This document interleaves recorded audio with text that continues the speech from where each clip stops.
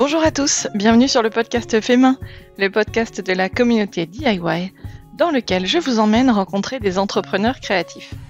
Je m'appelle Mélanie Sénard et je suis comme vous, passionnée d'artisanat créatif, et j'anime ce podcast depuis 5 ans. Après une longue expérience salariée dans le marketing, la communication, le développement commercial, j'ai changé de terrain de jeu il y a 1 an et demi en me mettant à mon compte. En plus de mes activités autour des podcasts, j'accompagne désormais les créatrices et les créateurs dans le secteur du do-it-yourself, dans le développement de leur activité, soit ponctuellement via des séances de coaching, soit de manière plus pérenne, en réalisant moi-même des campagnes publicitaires ou d'influence, des newsletters, des audits et améliorations de sites, etc. Bref, tout ce qui peut aider à faire grandir votre entreprise créative. Je propose notamment des ateliers de travail et un programme audio de formation à l'entrepreneuriat créatif qui s'appelle Copilote, et je vous en dis plus en fin d'épisode. Sur mon podcast, je vous donne rendez-vous un samedi sur 2 désormais. Avec ces créatifs passionnés, on parle des moments marquants de leur parcours, de la manière dont ils nourrissent leur créativité et de leurs projets à venir. C'est une véritable plongée dans leurs coulisses que je vous propose et c'est très inspirant pour notre propre cheminement. Plus de 130 conversations vous attendent déjà et je vous invite à vous abonner au podcast dès maintenant sur Apple Podcasts, Spotify ou Deezer. Vous avez un petit bouton s'abonner sur la fiche du podcast. C'est entièrement gratuit et comme ça vous serez averti des prochains épisodes. Et si mon travail vous plaît, pensez à me soutenir en le diffusant autour de vous et en le notant sur votre plateforme d'écoute. Vous avez aussi la possibilité de me soutenir en vous abonnant au Club Fait Main. Ça me permet de financer tout ce travail. Je vous en dis plus également à la fin de l'épisode. Aujourd'hui, je partage avec vous ma conversation avec Clémence, illustratrice de talent que vous connaissez peut-être sous le pseudo La Griffe de Mao. Dans cet échange, elle nous raconte comment son compte Instagram a explosé et quelles conséquences ça a eu. Et bon, spoiler alerte, c'est pas celle auquel on aurait pensé. Elle nous parle aussi de son expérience avec Patreon, cette plateforme de financement participatif très utilisée dans le monde de la création au sens large. Et puis elle partage avec nous la manière dont elle collabore avec l'agence qui représente son travail. Encore beaucoup de transparence dans cet échange, notamment quand Clémence nous dit à quel point 2024 a été une année challengeante pour elle ou pour d'autres. Et pour les membres du Club Fait Main, vous aurez accès à un épisode bonus dans lequel on parle des enjeux de l'intelligence artificielle dans l'art et de la manière dont elle perçoit les choses. Et il y a même un deuxième bonus, cette fois-ci consacré à la rémunération dans l'illustration, avec des chiffres très concrets. Pas de tabou ici, que du concret, c'est promis. Pour devenir membre du club, c'est ultra simple, je vous en parle à la fin de notre conversation. Bonne écoute!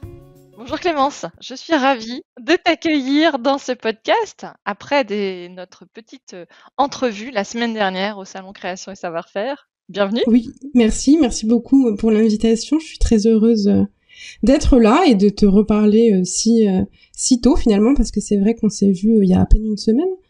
Oui, pour le talk créatif spécial Beaux-Arts qu'on a fait le samedi dernier. On enregistre, on est le 6 décembre, donc une semaine après.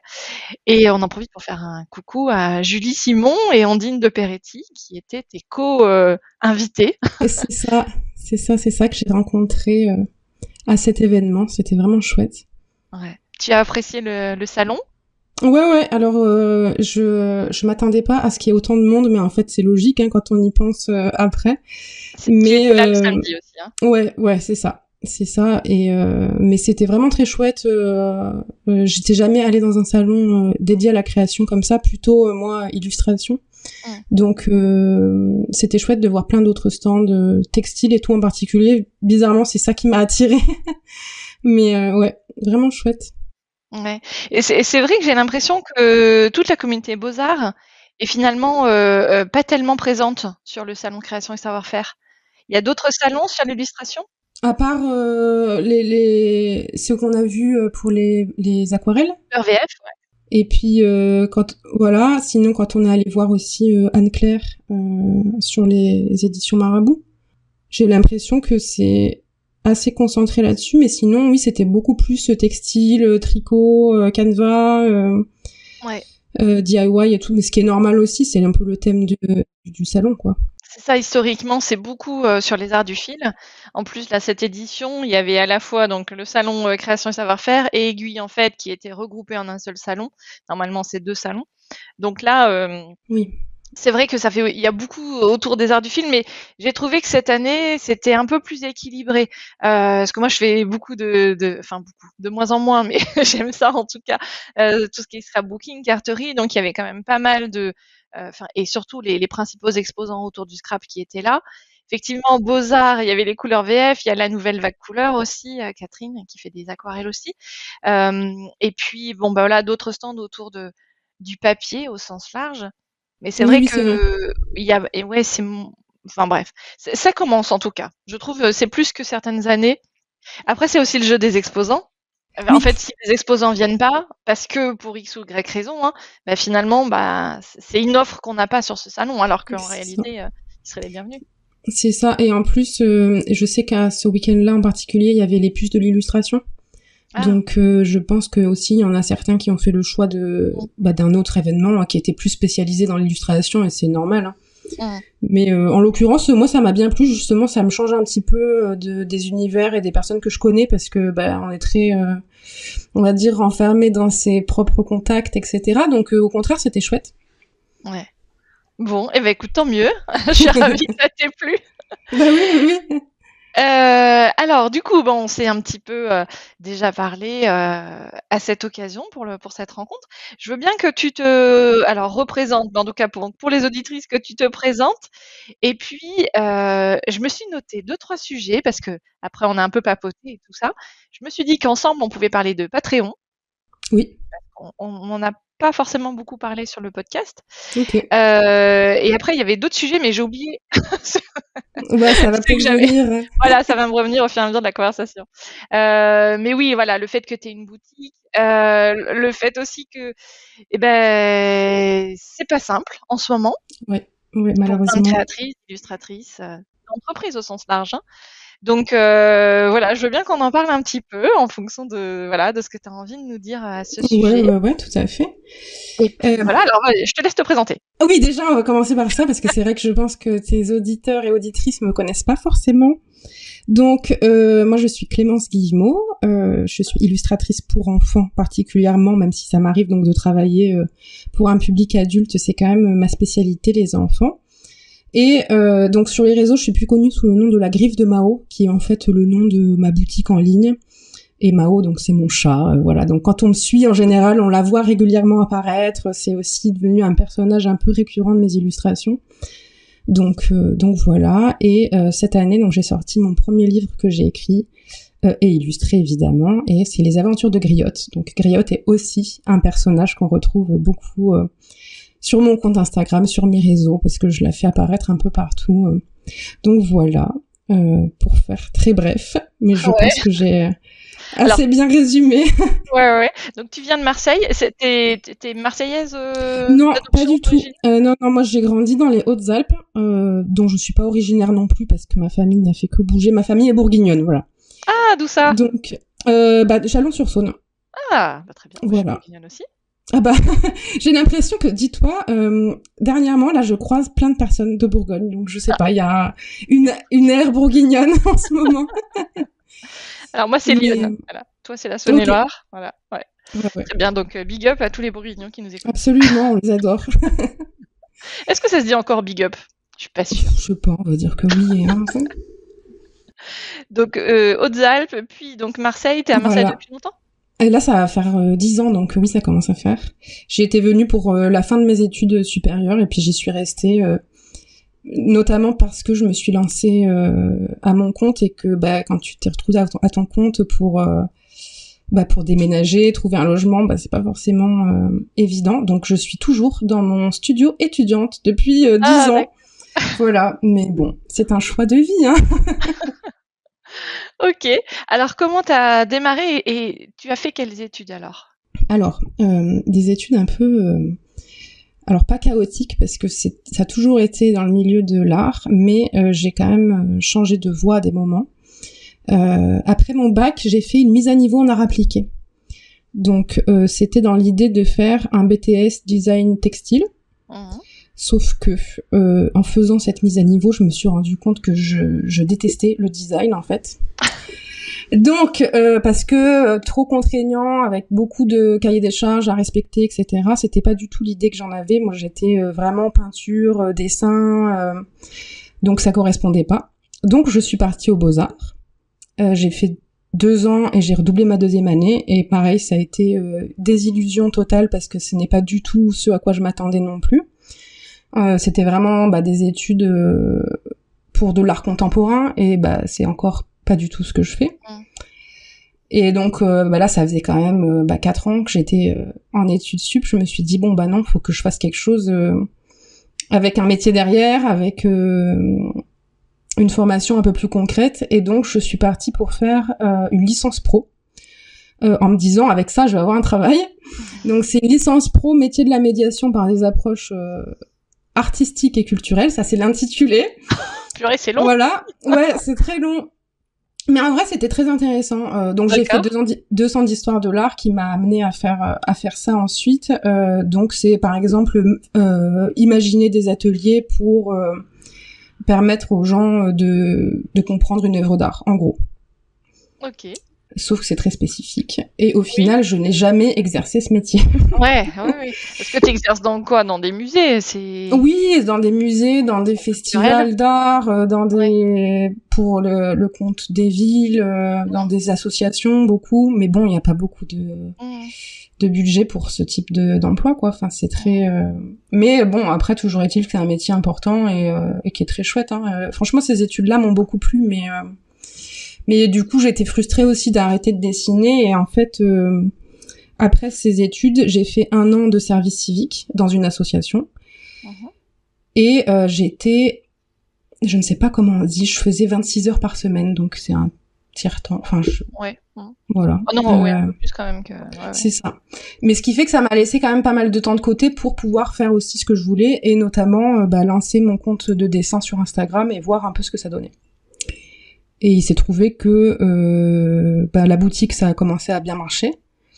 Et j'ai eu mon premier contrat avec une autrice pour illustrer son conte fantastique. Donc après ces 1 an, je me suis dit, bon, bah, je vais essayer de me lancer à mon compte, quoi. Ouais, d'accord. Et donc, la transition s'est faite finalement dans cette période-là. Ouais, absolument. Et alors, justement, c'était un sujet, moi j'ai donné des ateliers sur l'entrepreneuriat créatif au sein du salon.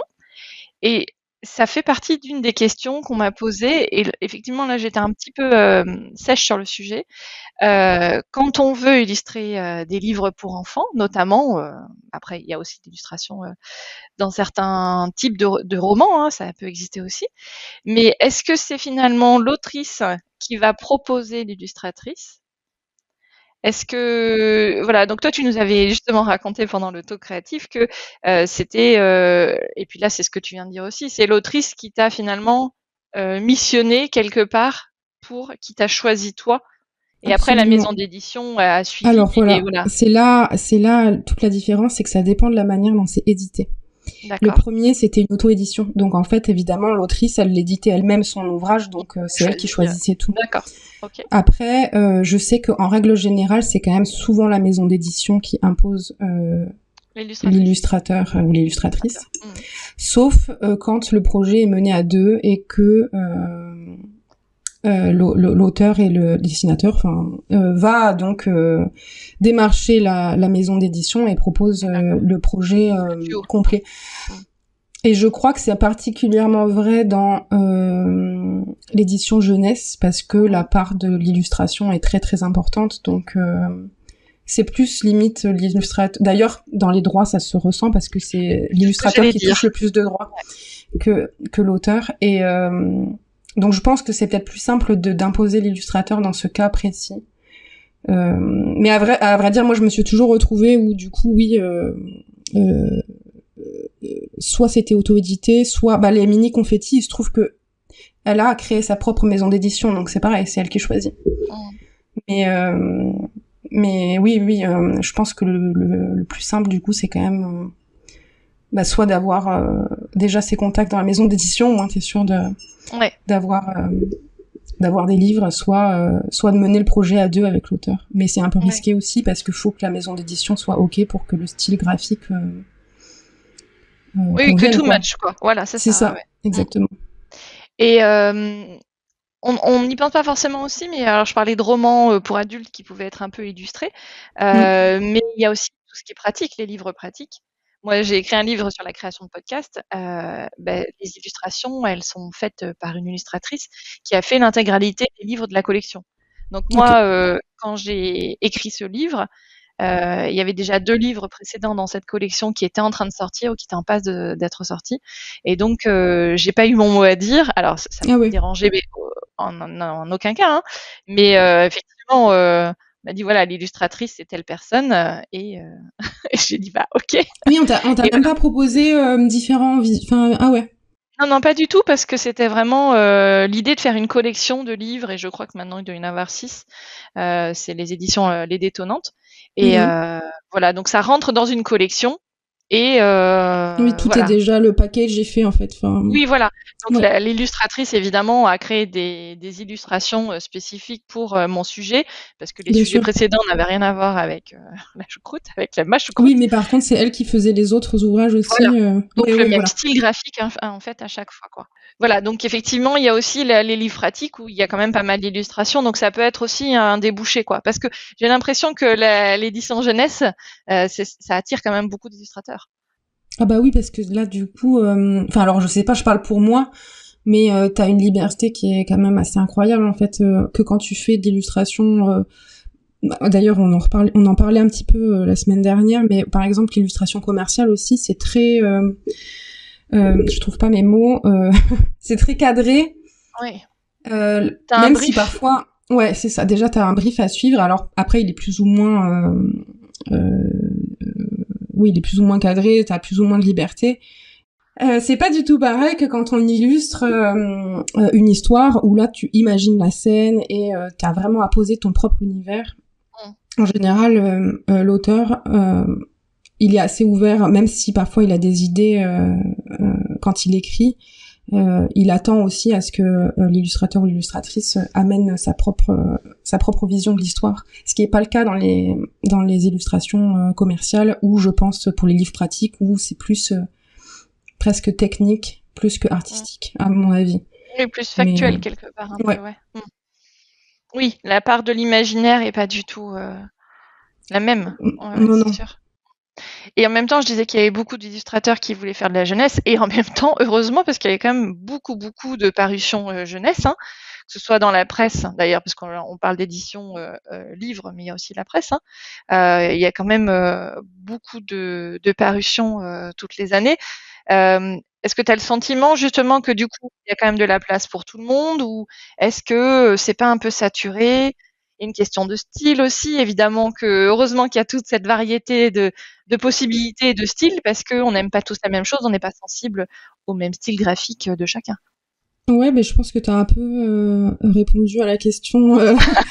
C'est ça, en fait, c'est que, enfin, moi, pour moi, y a rien qui est vraiment bouché, en fait, parce que, comme tu l'as dit, on est plus ou moins sensible à un certain style.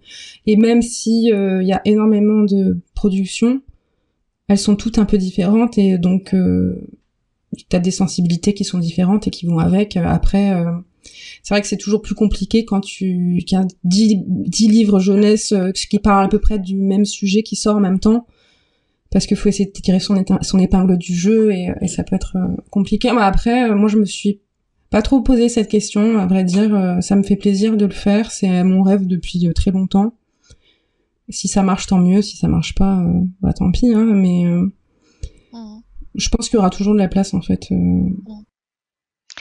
Et puis il y a toujours besoin, les maisons d'édition, elles vont toujours sortir de toute façon des nouveaux livres. Ah bah oui. Parce qu'on a l'impression que, tu vois, si je fais le parallèle avec la couture, la broderie, le crochet, tout ce que tu veux, tu dis oui, bah, c'est bon, ou l'aquarelle. Il y en a des tonnes qui existent. Oui, mais alors déjà, chaque maison d'édition n'a pas son livre ou sa collection de livres sur l'aquarelle, par exemple, et donc potentiellement veut aussi avoir cette collection dans ses ouvrages, parce que ça répond à sa ligne éditoriale. Et puis après, bah, les autrices et les auteurs, il faut les renouveler quelque part. Donc, Exactement. il y a certaines personnes avec lesquelles ils travaillent pendant longtemps. Tu parlais tout à l'heure d'Anne-Claire Saléandre, qu'on Oui. a vu ensemble sur le stand des éditions Marabout.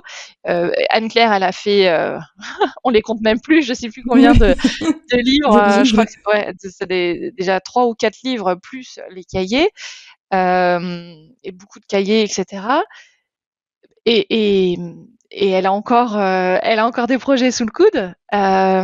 Donc, il y a encore de la place, voilà, pour à la fois les autrices pour lesquelles ça fonctionne bien, ils vont être renouvelés avec des nouveaux projets, et puis des nouvelles autrices aussi, des nouvelles artistes qui vont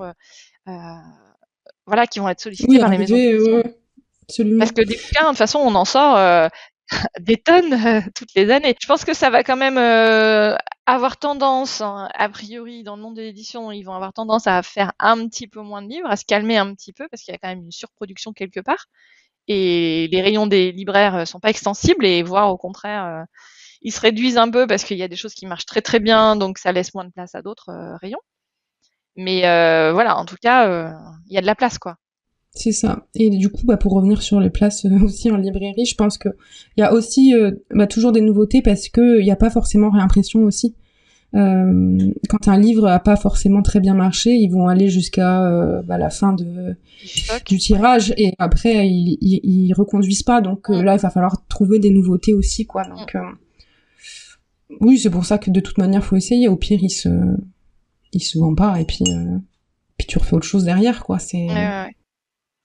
Et alors justement, comment tu vis cette partie-là? Aujourd'hui, ton activité, elle est répartie entre, si on doit résumer avec des pourcentages, par exemple, oui. tu dis, l'édition, ça représente, je sais pas, ça représente quoi dans ton activité ou dans tes revenus? Eh ben, c'est un peu compliqué parce que c'est vraiment très fluctuant. Variable. Ouais. Il y a des périodes de l'année où, par exemple, là, justement, donc ça va être plutôt l'inverse. En fin d'année, ça va être vraiment la boutique, parce que les gens font des cadeaux de Noël, donc c'est ce qui prend une part plus importante de mon activité.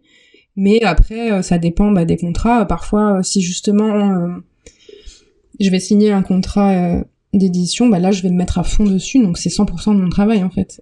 Quand j'ai fait Griotte, je me suis arrêtée pendant 2 mois et demi, où j'ai rien fait d'autre que ça. Et la boutique, après, je faisais toujours des ventes parce que je la ferme jamais vraiment, mais comme je communique pas, je fais pas de publicité entre guillemets dessus, y a moins de ventes, donc ça me prend moins de temps. Et c'est pareil, quand j'ai des contrats pour des entreprises, j'essaye de moins communiquer sur la boutique pour que je puisse m'en sortir, parce que je peux pas tout faire, en fait. Mais ouais, donc te donner des pourcentages, c'est compliqué parce que c'est vraiment très très variable, quoi. Parfois c'est 50-50, parfois ça dépend. Il y a eu des années où t'as pas du tout fait de livre, par exemple, ou oui, là, attends, j'allais te dire oui, mais je suis pas sûre finalement. Si, peut-être 2021 peut-être. Mais après, ça va être compensé par exemple un magazine ou. Donc il y a toujours un peu d'édition, même si c'est pas forcément du livre. Mais oui, après, par exemple, cette année, je sais même pas que j'en ai fait moins, je crois. C'est que les projets étaient peut-être moins importants, moins ambitieux, c'est pas le terme, mais ouais, c'est ça. Cette année, au niveau pro, ça a été pareil, on a senti vraiment une baisse des budgets en règle générale. On serre la vis, quoi. Un peu dans tous les domaines, aussi bien les particuliers que les pros, quoi. Ouais, c'est ça. Donc, comment tu réagis dans ces moments-là?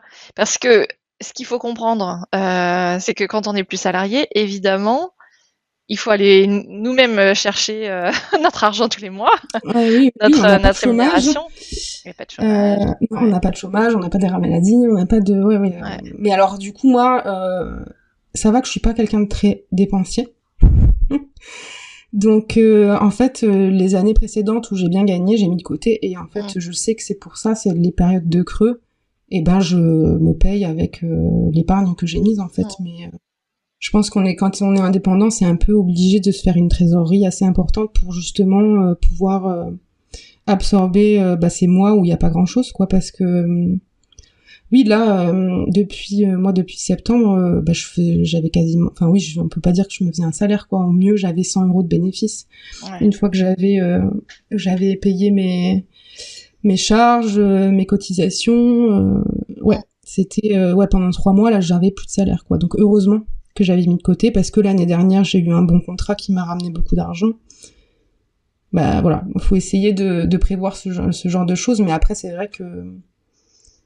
je sais que je vais pas pouvoir durer 1 an comme ça. Alors, par chance, je croise les doigts. Il y a très peu de chances que ça arrive. Normalement, je vais... des contrats vont revenir, il y a le 2e livre qui va arriver, c'est juste des phases, quoi. Mais oui, faut s'y attendre, et puis il faut prévoir le coup, en fait, hein, parce que sinon, ça peut être... Je pense qu'il y en a beaucoup qui peuvent cesser leur activité parce que elles ont pas pu mettre de côté, ou elles y ont pas pensé, ou... Et puis là, tu te retrouves sans rien, c'est compliqué, ouais.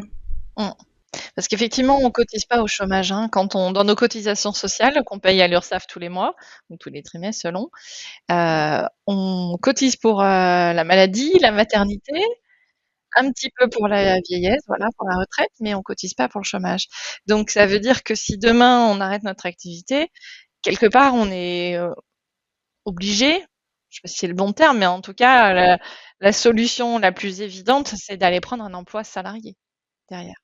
Puis on n'a pas envie forcément, quoi. Enfin, c'est ça qui est terrible, j'ai l'impression, parce que si tu sais que tu te retrouves à être dans cette situation, à devoir reprendre un travail salarié, c'est mettre un point final, en fait, à ton activité, du moins pendant un temps. Mais moi, c'est ce que je me dis, parce que du coup, tu n'as plus le temps à investir dans ta propre activité. Donc, en fait, c'est fini. Alors, ça pourrait être que temporaire. Oui, bien sûr, mais toujours est-il que ça met une grosse pause et un gros frein. C'est certain. Et ça fait peur. Et surtout, c'est aussi un sujet qu'on a abordé au salon de la création. C'est sur les réseaux, c'est fatal, en fait, hein. Moi, je suis très dépendante de ça pour la boutique, et puis même pour les contrats, hein. Et je me dis, si jamais je dois reprendre un travail salarié, je n'aurai pas le temps à investir sur les réseaux, du coup je vais disparaître. Après, je pense que je me fais un peu des films.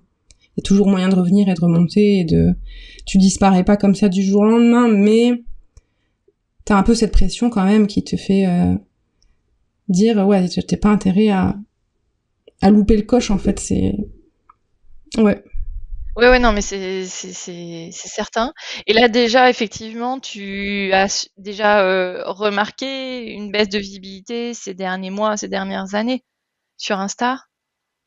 Ou tu l'as pas trop Alors, vécu? c'est que c'est... En fait, je trouve que ça fonctionne plus du tout pareil que en temps de Covid, en particulier, où là, ça fonctionnait très très bien parce que tout le monde était sur les réseaux. Tout le monde était présent, et vraiment ça a été, je pense, pour beaucoup ce qui a permis à plein de personnes de se lancer en indépendant, parce que il y avait de l'engagement. La demande, ouais. Absolument.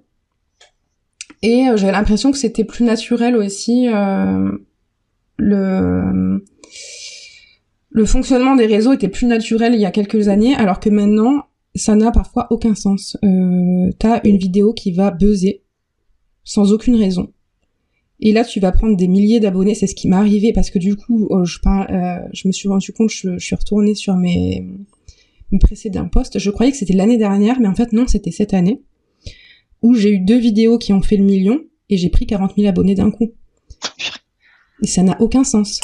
Elles sont pas plus qualitatives que d'autres, elles sont pas plus intéressantes. Le dessin, il est mignon, mais pas plus que d'autres, en fait. Voire même certains, il y a beaucoup moins de travail.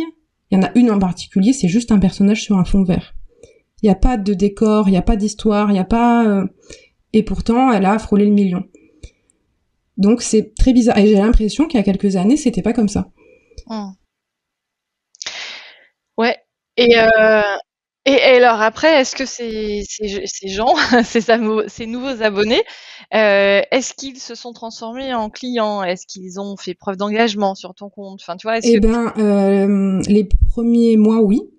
Ouais. Et en fait, petit à petit, ils se désintéressent parce que c'était juste, sur le moment, ça leur a plu. C'est pas comme des personnes que tu vas convaincre, en fait, et qui, du coup, sont vraiment très fidèles, parce que j'en ai, moi, qui, depuis le 2018, qui commandent tous les ans sur ma boutique pour tous les événements, que ce soit Noël, les anniversaires de leurs proches, dès qu'il y a un mariage, ils me font des commandes personnalisées, et ça, c'est vraiment des fidèles personnes qui sont là pour soutenir. Absolument.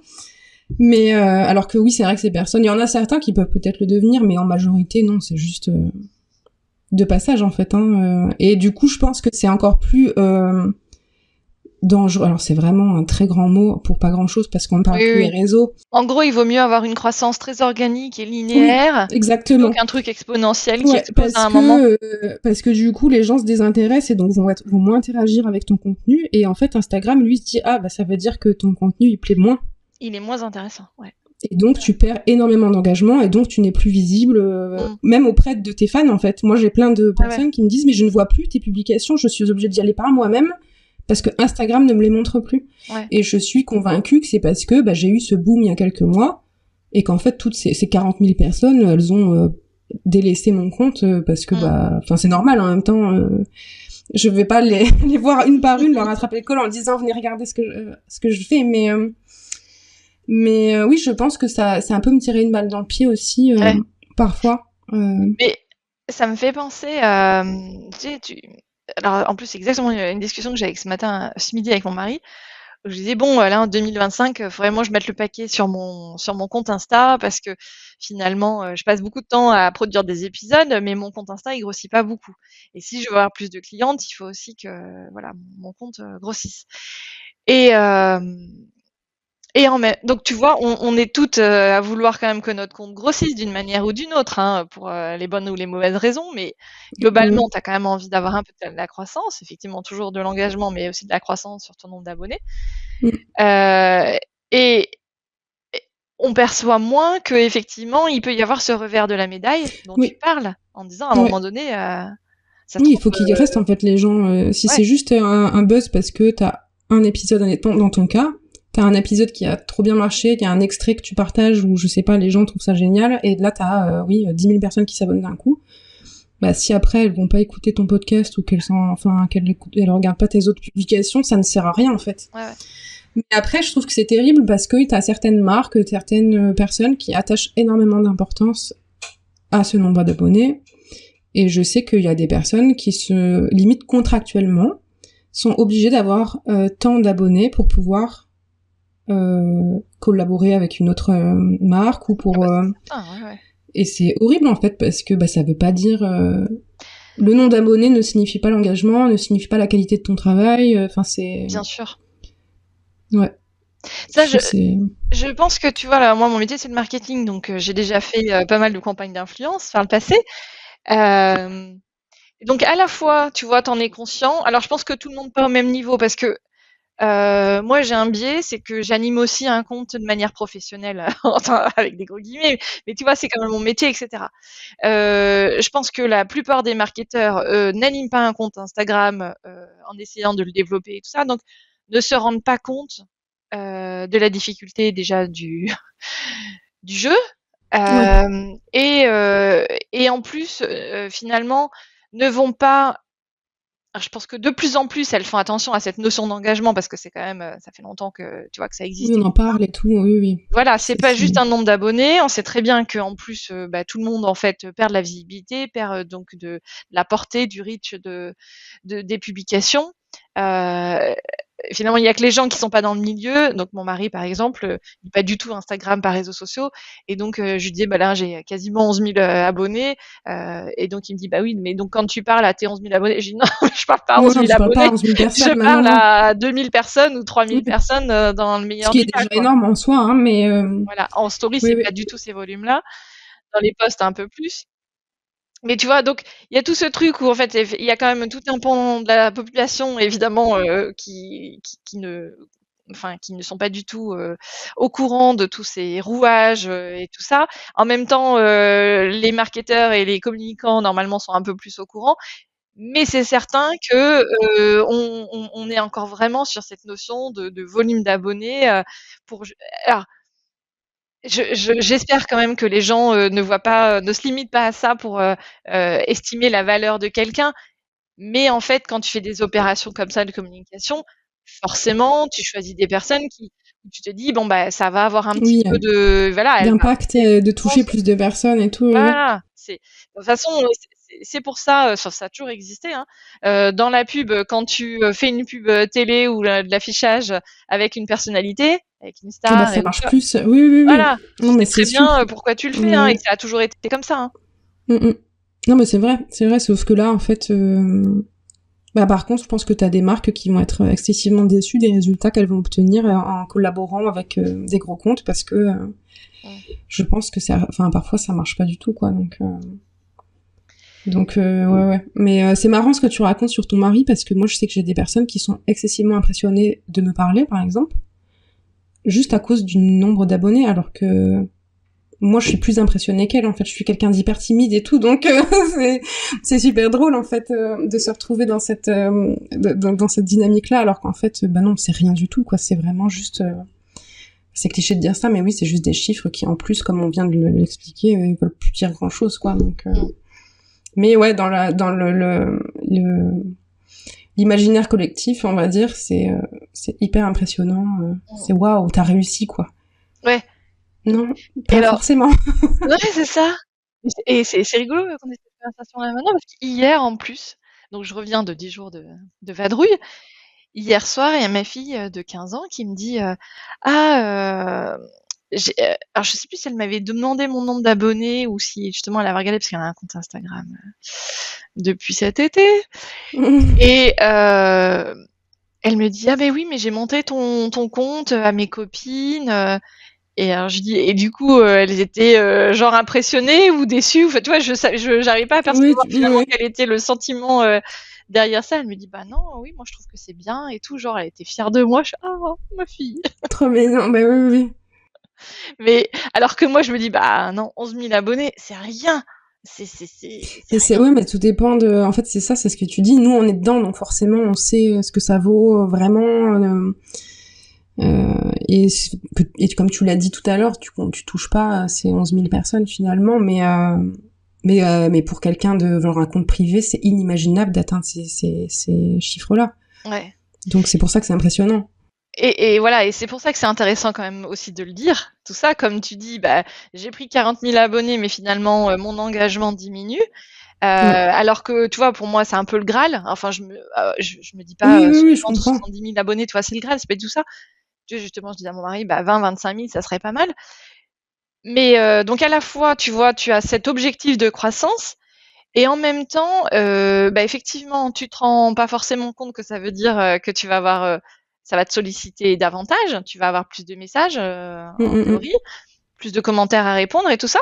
Et à la fois, tu vois, moi c'est exactement pour ça que j'aime les réseaux, c'est les échanges, les discussions, les commentaires, les messages privés et tout ça. Et en même temps, pendant le salon, oui, je pense que je partageais un petit peu plus, mais tu vois, finalement, avec la même audience derrière, la même portée de mes publications, mais j'avais pas mal de messages. Ou alors c'est parce que c'est peut-être ça plutôt, c'est qu'en fait, habituellement, je regarde régulièrement mon compte Instagram et je réponds aux quelques messages que j'ai. C'est ça. Et là, comme je consultais moins, parce que j'étais occupée dans la journée, je consultais moins, et à la fin de la journée, je voyais 10 ou 15 messages et je fais oh là là, mais j'ai tout ça. Trop. Oui. Voilà, ça faisait trop. Ouais. Mais je pense qu'il y a un peu de ça, effectivement. Mais après, il y a peut-être aussi le fait côté événementiel aussi qui t'a fait que les gens ont plus interagi. Ça, c'est possible, il y a moyen. Hein. Mais c'est vrai qu'on se rend pas compte parfois du nombre de sollicitations qu'on a dans la journée. Parce qu'on fait ça entre deux tâches. C'est ça. Alors qu'en fait, quand tu regardes, tu sais, je sais pas ce que t'as comme téléphone, mais je pense qu'ils le font à peu près tous. Tu peux regarder le nombre de notifications que t'as reçues dans ta journée par application. Et moi, Instagram, j'ai retiré. Maintenant, je reçois les notifications que pour les messages des personnes auxquelles je suis abonnée. D'accord. Parce que sinon, je me sentais submergée, j'avais trop de sollicitations, ça me prenait la tête, donc je les ai enlevées. Et rien que ça, juste donc les mutuals, mais j'ai pas loin de 200 notifications par jour. Oh purée. Mais c'est aberrant. Alors que j'ai l'impression que je suis pas toute la journée sur mon téléphone, alors que si, en fait. On se rend même plus compte. Et tu vois, je reviens sur l'histoire du nombre d'abonnés et de dire, ok, j'ai pris ces 40 000, je me suis rendu compte que ça valait rien. Mais je suis pas totalement guérie parce que moi, au fond de moi, j'ai quand même envie d'avoir les 100 000, tu vois. Alors que ça n'a aucun sens, je le sais. Mais en fait, il y a un côté, mais de toute manière, ça, tout le monde le dit, il y a un côté hyper addictif et puis t'as envie. Ça s'appelle les vanity métriques. Donc en fait, les métriques, les mesures qui te font plaisir, qui sont juste liées à l'ego, à la vanité. Oui, c'est ça te flatte totalement et on devient accro à ça. C'est horrible. Et dopamine. Ouais, non, mais c'est certain. Hein. Et ouais, c'est clair.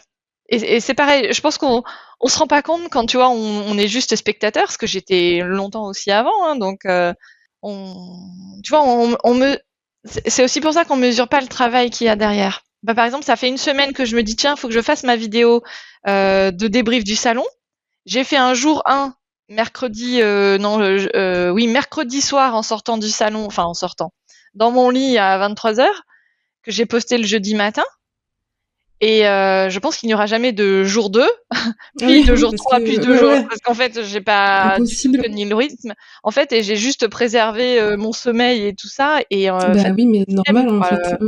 Le soir de faire ça, et ça fait une semaine, et je me dis, mais quand est-ce que tu vas sortir la vidéo? Et donc, évidemment, je dois avoir 40 vidéos où il faut que je fasse le montage, je mette le petit... sous-titrer nommer les marques, etc. Et flemme. Bah ouais, je comprends à 100%. Puis ça s'accumule en plus. C'est ça qui est terrible dans les réseaux, c'est qu'en fait, tu prends un peu de retard, mais en fait, du coup, tu veux tout rattraper. Donc, au final, tu te retrouves avec une liste longue comme le bras de choses à faire qui sont, en soi, c'est des petits trucs, mais mis bout à bout, c'est interminable. Une story par-ci, un post par-là, des commentaires, répondre aux messages. Ça devient un métier à temps plein. Mais d'ailleurs, c'est le cas pour des personnes qui ont ce métier. Et alors, je sais pas si ça te fait ça aussi sur les stories. Moins tu fais de stories, plus elles sont visibles. Ouais. Donc, si tu veux raconter quelque chose en 2-3 stories, admettons, bah, en fait, elles vont pas être tellement visibles. Alors que si tu racontes un truc, alors en plus, moi, c'est souvent un peu ce qui n'a rien à voir avec le podcast, qui va être le plus visible, et là, t'en dis, non, mais... C'était pas ce que je voulais dire. Ouais. Mais c'est très bien, mais c'était pas... En fait, j'ai envie que vous voyiez le contenu. Mais plus c'est débile, en fait, plus c'est débile, plus c'est intime, plus ça va être vu. Et en même temps, c'est le principe d'Instagram à la base. Hein. À la base, c'est un réseau pour exposer sa vie. Donc forcément, je pense que l'algorithme le sait très bien et il adore ça. Et les gens sont très curieux, ils adorent. C'est un peu du popcorn, mais il y a aussi le fait rien que de montrer son visage. Moi, c'est pour ça que je pense que tu l'auras peut-être remarqué. À chaque fois, j'ai des selfies miroirs, tu sais, où on voit un peu mon outfit. Mais parce que si je le fais pas, je vois que limite mon audience est divisée par 2.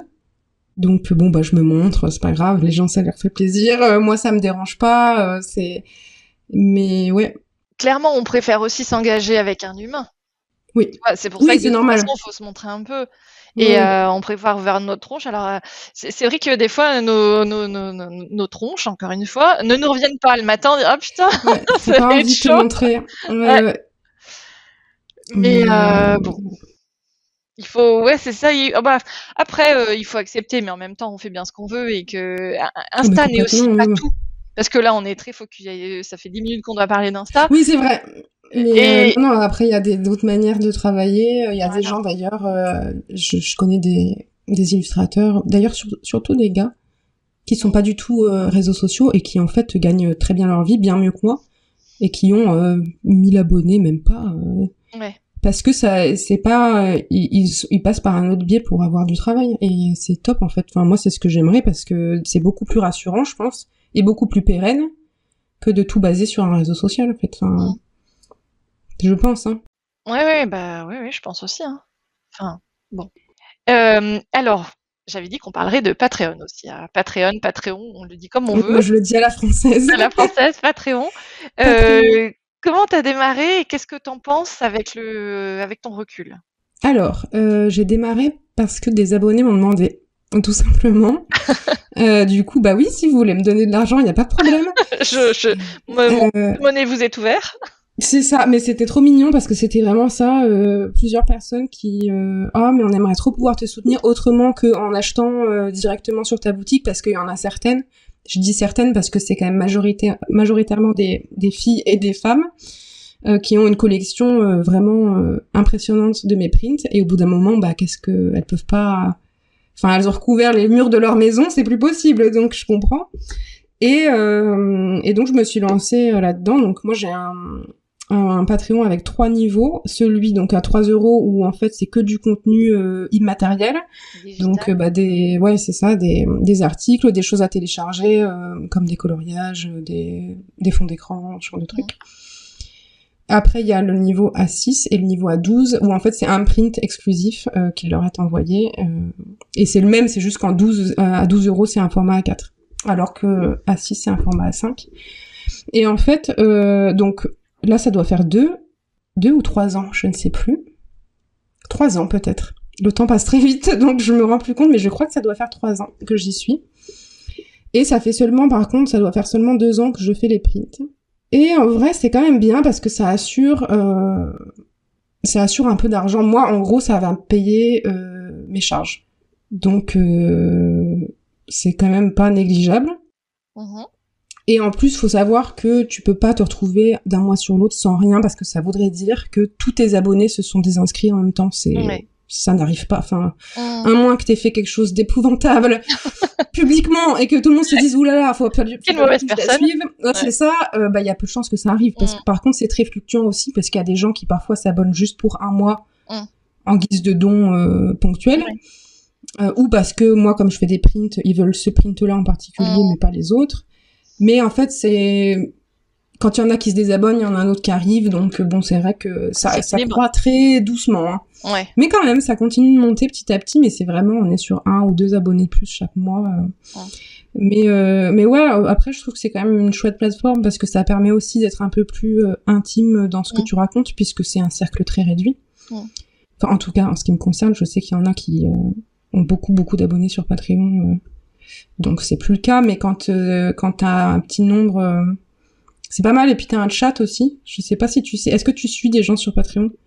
Non. Et donc maintenant, ça c'est assez nouveau. Ouais, il y a une partie communauté. T'as un petit chat, comme qui ressemble un peu au canal Instagram finalement. Sauf que là, les gens peuvent répondre. Ouais. Donc je sais pas, j'aime bien. Je trouve que c'est sympa de pouvoir échanger comme ça de manière un peu plus privée avec des gens. Et par contre, donc, alors, moi, je me suis lancée sur Tipeee et pas Patreon quand je l'ai fait il y a 4 ans, parce que le côté un peu obligatoire du côté mensuel me dérangeait un petit peu. Alors que sur Tipeee, les gens pouvaient choisir de faire un don unique ou un don mensuel. Eh ben, c'est pas obligatoire sur Patreon parce que c'est sans engagement. Hein. Oui, alors, oui. C'est sans engagement, mais il y avait... Oui, je suis d'accord avec toi, au final, voilà. Mais, alors peut-être qu'il y a... Enfin bon, ouais, je sais plus, mais bon. Donc j'avais choisi Oui, mais ça. après, c'est vrai que, par principe, quand tu t'abonnes à Patreon, c'est un abonnement mensuel. Si tu te désabonnes pas, tu seras débité tous les mois, ça c'est sûr. Donc faut penser à se désabonner. C'est un peu comme quand tu subs sur Twitch ou n'importe quel autre... Oui, abonnement, finalement, ça va être reconduit si tu penses pas à te désinscrire. Que Tipeee, du coup, si je comprends bien, c'est vraiment juste soit one shot, soit mensuel. D'accord, mais tu choisis à la base. Voilà, tu choisis à la base. Et de la même manière, c'est sans engagement, la partie mensuelle aussi. Mais finalement, donc il faut avoir tu peux aussi proposer des contreparties de la même manière pour des sommes d'argent différentes. J'ai fait les deux, soit sans contrepartie, soit avec. Par contre, j'ai jamais rien. Alors si, j'avais fait une contrepartie à 30 € où j'envoyais une petite box avec des cartes, des petites choses en papier, en tissu, etc. Mais la difficulté après, je sais pas, combien j'en ai fait, peut-être, je sais pas, une dizaine, une quinzaine. C'est qu'à un moment donné, tu te dis, en fait, tu as envie de mettre la valeur dans cette boîte. Enfin, moi, c'était mon cas, tu vois, j'avais envie de mettre la valeur, enfin, pour que les personnes elles se disent, bah, ok, il y en a pour 30 €. Sauf qu'en même temps, c'est pas du tout la bonne réflexion à avoir. Perdante. Voilà. Donc, je me retrouvais à payer, je sais pas, les 30 € en fait. Hein, voilà. Alors déjà, il y a la commission de la plateforme. Hein, alors, je sais pas combien c'est sur Patreon, mais ça doit bien être entre 12 et 15%. Ouais, c'est ça, c'est assez élevé. Ouais. Donc déjà, il y a ça. Nous, on est censé en plus payer on paye de l'URSSAF sur la totalité. Des charges, des cotisations en plus,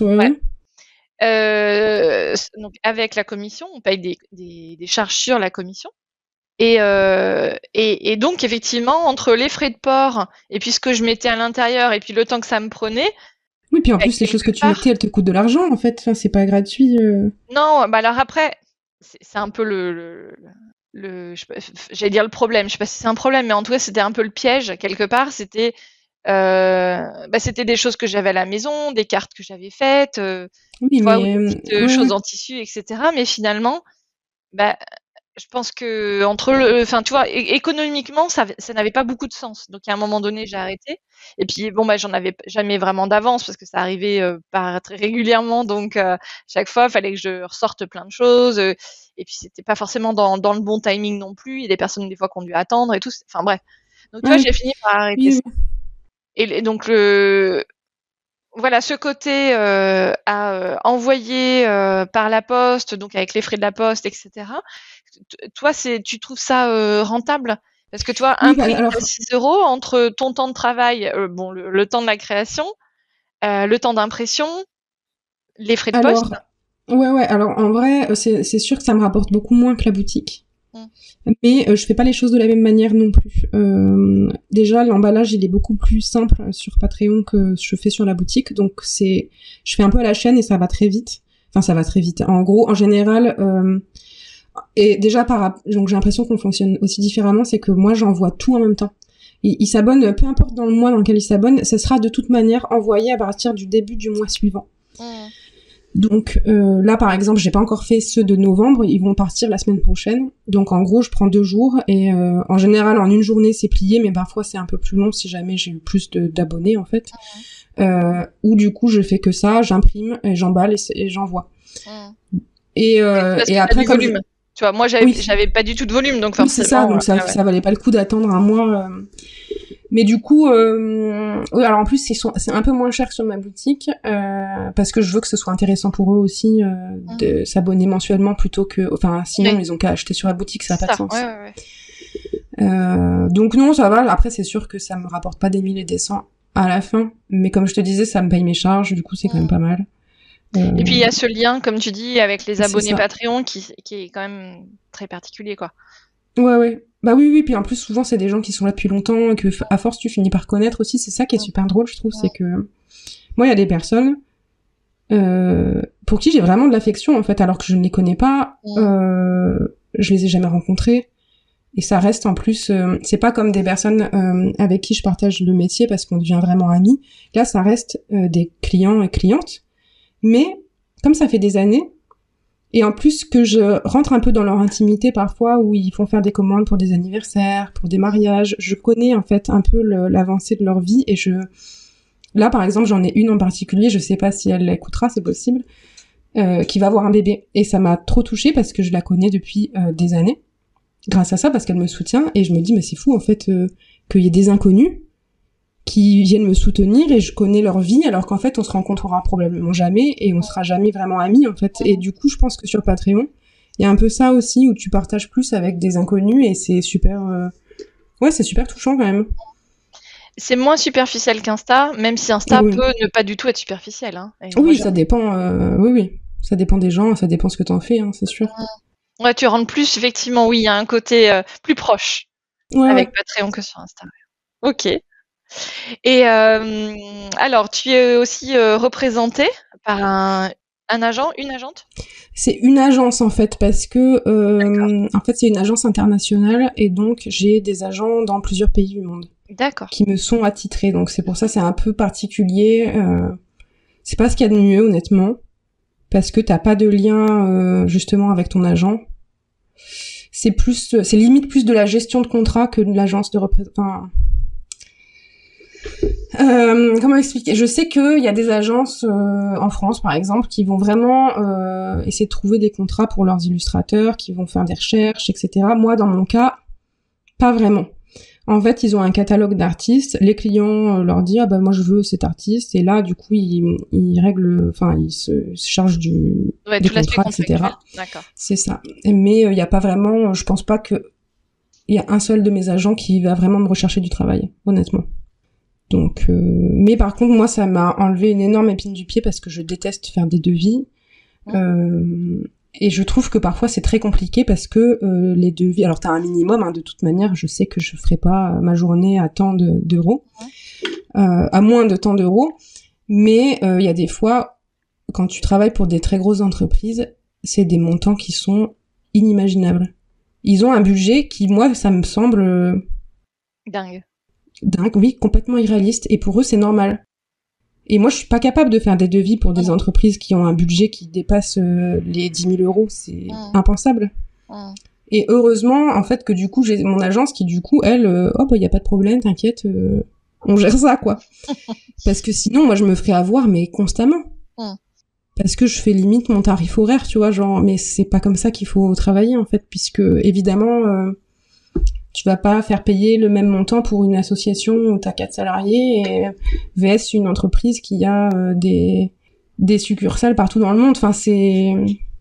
Et moi, je suis pas capable, en fait, de faire ça, je n'y arrive pas, donc ça m'aide énormément d'avoir cette agence, mais après... Ouais, parfois je regrette un peu le manque de lien qu'on a entre agents et artistes, quoi, parce que c'est vrai que c'est très contractuel. Ouais, mais quelque part, toi, ça te... Il te trouve quand même un peu des contrats, parce que tu disais, quand même, le client de l'agence va pouvoir choisir dans un portfolio de... Oui, alors... Ouais. Je réfléchis depuis combien de temps je suis avec eux. Je crois que c'est à peu près pareil que Patreon, ça doit être 3 ans, 3 ou 4, peut-être un peu plus.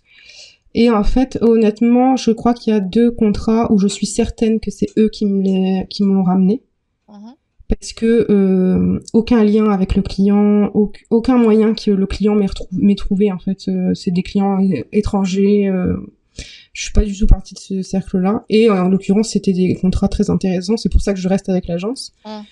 Et sinon, non, la plupart du temps, c'est quand même des gens qui me connaissent de mon réseau, en fait, à force. Et qui, du coup, moi, contractuellement, je suis obligée de les faire passer par mon agence. Ah, c'est ce que j'allais te demander. Ouais, c'est quand même sur un périmètre particulier, ou si, par exemple, tu fais un truc qui sort un peu de l'ordinaire.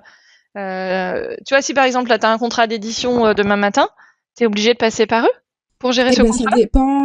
En fait, justement, alors j'ai quand même une petite astuce, entre guillemets, c'est que quand j'ai signé avec cette agence, j'ai demandé à ce que tous mes clients perso, et que ce soit la boutique ou les personnes avec lesquelles j'ai travaillé, restent privés pour moi. Donc en fait, il suffit que par n'importe quel biais, je prouve qu'en fait je connais la personne, pour que je n'ai pas à faire avec eux. Donc il y a certains cas où, par exemple pour Griotte, j'ai fait toute seule parce que je connais l'éditrice. Enfin, ma directrice éditoriale. Donc là, je ne suis pas passée avec eux, mais la plupart du temps, à part quand c'est vraiment... quand c'est des tout petits contrats, c'est pareil. De toute façon, eux, ils n'ont aucun intérêt à signer pour un contrat à 100 €, ils vont toucher 20. Enfin, ils vont pas facturer 20 €, quoi. Ouais. Donc, il y a que pour les gros, où justement, moi, ça m'intéresse parce que je suis pas capable de faire le devis tout seul. Donc, en fait, là, je m'y retrouve plutôt bien. Même si, oui, parfois, il y a un côté un peu frustrant de se dire, je leur file un pourcentage alors qu'ils ont rien... Ils l'ont pas trouvé, mais bon, c'est comme ça, c'est un peu le jeu aussi. C'est vrai qu'il y a quand même aussi d'autres avantages d'être accompagné, c'est qu'en cas de litige avec le client, je suis assurée par eux. Ils ont un service d'avocat, etc. Donc, c'est quand même, pareil, hyper rassurant. Et il y a une fois aussi où un client, il a mis 6 mois à payer. Et ils m'ont avancé l'argent. Donc c'est pareil, c'est quand même oui, c'est rassurant. C'est rassurant. Ouais. Et c'est toi qui as trouvé cette agence? Tu les as sollicités ou c'est eux qui sont venus chercher? Non, c'est eux qui sont venus. C'est eux qui sont venus. Ils ont un service qui est chargé de chercher des nouveaux talents et puis ils contactent. Voilà.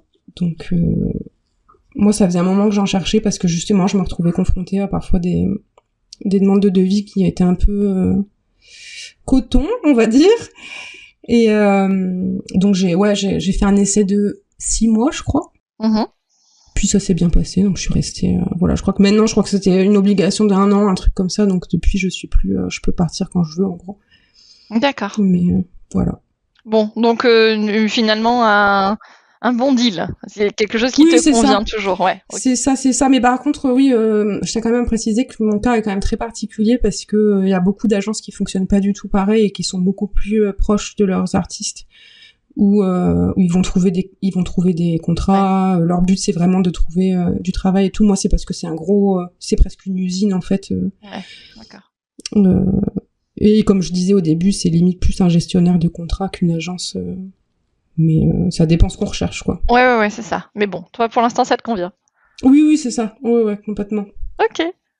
Eh ben, écoute, c'était hyper intéressant. Merci beaucoup, Clémence. Merci à toi. Donc, Instagram, on l'aime, on le déteste, mais bon, de toute façon, il nous fait vivre quand même. Hein, donc, on continue. On perd pas espoir. Patreon, plutôt un bon... plutôt pour Patreon, plutôt pour. Ouais, après, ça reste du travail et tout, mais chouette. Et puis l'agence, plutôt pour aussi. On va dire que la conclusion est quand même plutôt positive. Voilà, après, je mets de l'eau dans mon vin, mais c'est quand même plutôt chouette. Ma situation est pas si catastrophique. Ouais. Et tu discutes aussi donc avec, j'imagine, pas mal d'illustratrices ou d'illustrateurs, ou même avec d'autres personnes. Tu sens aussi que c'est tendu pour tout le monde. Ah oui, bah là, moi, j'ai eu des retours, que ce soit pareil au niveau pro ou au niveau particulier dans les boutiques. Là, cette année, elle a été super dure pour tout le monde. Ouais. J'ai une amie, elle a carrément son chiffre d'affaires a été divisé par 2, quoi. Donc c'est la crise, on le sent. Ouais, c'est ça. Donc plus que jamais, on a besoin du soutien de tout le monde. Ouais. Ouais, complètement. Bah pour les gens qui peuvent, hein, évidemment, parce qu'il faut pas se mettre en difficulté non plus pour des artistes. Non. Mais oui, c'est sûr que quand on peut se le permettre, c'est chouette. Il y a des gens qui vraiment vivent de ça, en fait. Donc faut pas l'oublier. Ouais, que c'est leur métier. Parce que c'est ça. C'est ça. Eh ben écoute, merci beaucoup Clémence.